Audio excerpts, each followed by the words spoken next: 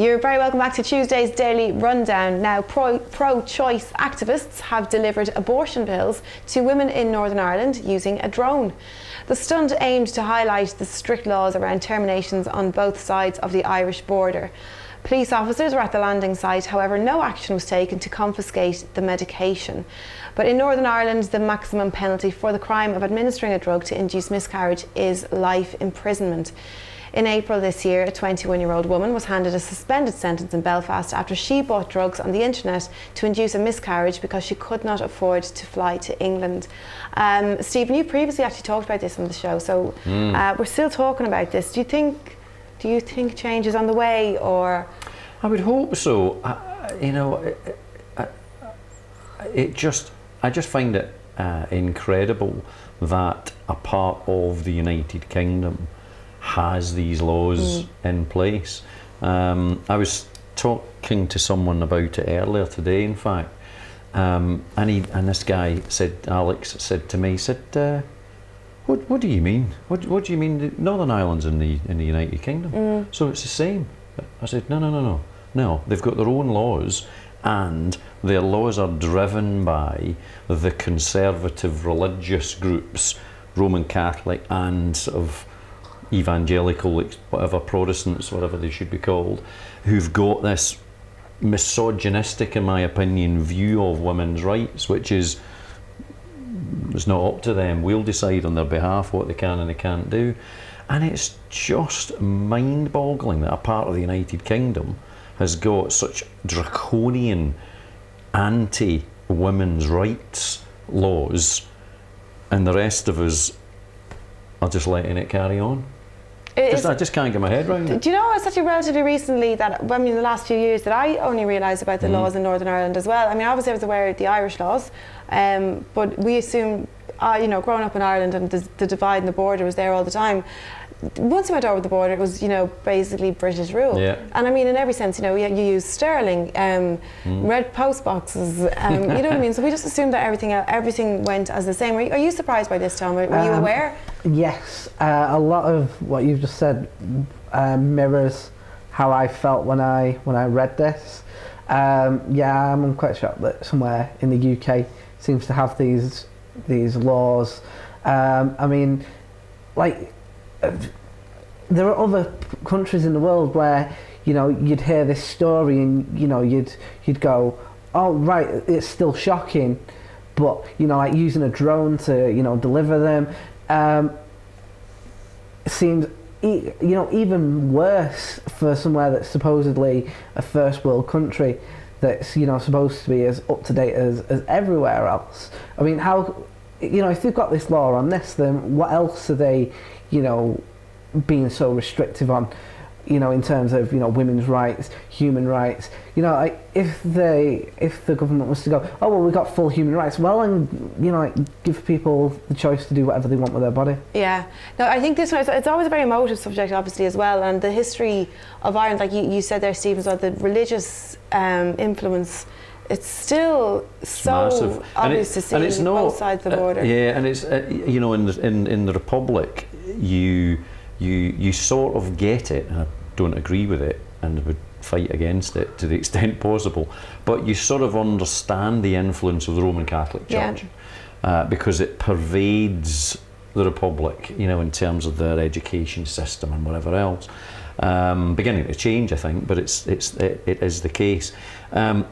Not the odd thing about Northern Ireland is you've got the Roman Catholic influence, but you've then got the extreme Protestant influence that's just as bad. Yes, yeah. They have the same views. It's a bit of a double whammy, really, isn't it? And it is a double whammy, because when it comes to the political parties and the political will to change things, you've got these very powerful groups influencing political parties, especially on the Protestants, on Unionist side of it, where you've got parties that are like the Democratic Unionists that are actually built around a particular Protestant church or faith or whatever it should be called.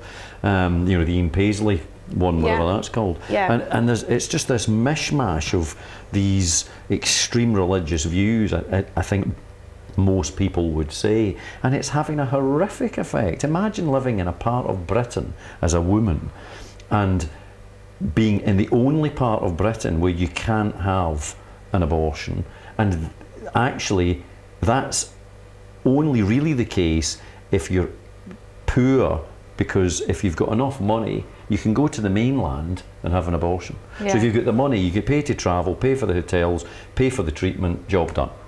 But if you're poor, you can't do it, which was the case that you mentioned earlier with the woman that tried to that induce was a the particularly horrific miscarriage. one. It's just horrific. When I actually read that story, I had to read.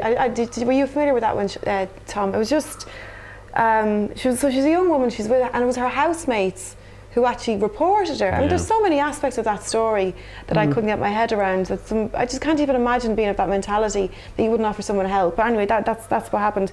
But the fact that she goes through that and then she's facing possible jail sentence. Correct. Or now she has a criminal record. And the other, it's so surprising to kind of think that, like as you said, it's a first world country, but at the same time we have people dying rather than be offered an abortion. That only happened 2 years ago in Ireland, and that was the other side. That was a republic, but I mean you've got to hope. You've got to hope that the forget the politicians in a sense. You've got to hope that the normal people, the voters, the people living in these countries, actually begin to agitate for a change, especially with things like this. Where it's really important to women, and I know there's some women that are so-called pro-life or whatever the term should be, so anti-abortion if you like, but there must be enough women, and it's 50%-ish of the population who will, you would hope, would start to actually really agitate for change, because it's affecting them, or it could affect them, it's. Do you think, though, it seems to be a referendum, though, that no government is willing to touch for some reason? Obviously, maybe it goes back to the religious roots, or even though there's such a movement at the moment, again in Northern Ireland and in the and parts of, I think, the UK as well, to move away, to separate religion from state. So, when it comes to, say, schools, for example, this is almost like the final taboo. It seems like it should be the first on their list of priorities. Yeah, correct. Because in the Republic, things are beginning to change, very slowly, aren't they, as regards the Catholic, the Roman Catholic Church's influence on day-to-day life, and it's just gradually changing, and that's a good thing. Just from my point of view, it's a good thing, because you shouldn't have any one faith influencing legislation and so on, in my opinion. But it'll be a slow, gradual process. But you've just got to hope that people just keep sort of fighting away at it, because it's got to change at some point. Surely. Would you think acts like this today, though, the dropping the medication in by drone, do you think this is good? Is it just publicity? Is it going to get other people listening?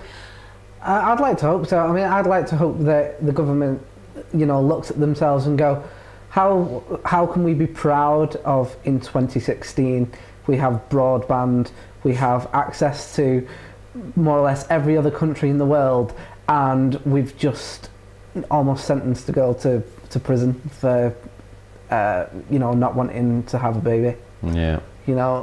How can they actively feel good about themselves? How can the judge who put that down sleep soundly in his bed knowing that that's something that he did? I guess his hands are tied, aren't they, because the law is there? No, he's got to just apply the law. I think as regards the drone stunt or exercise or whatever, it's not doing any harm. It's not harming anyone physically.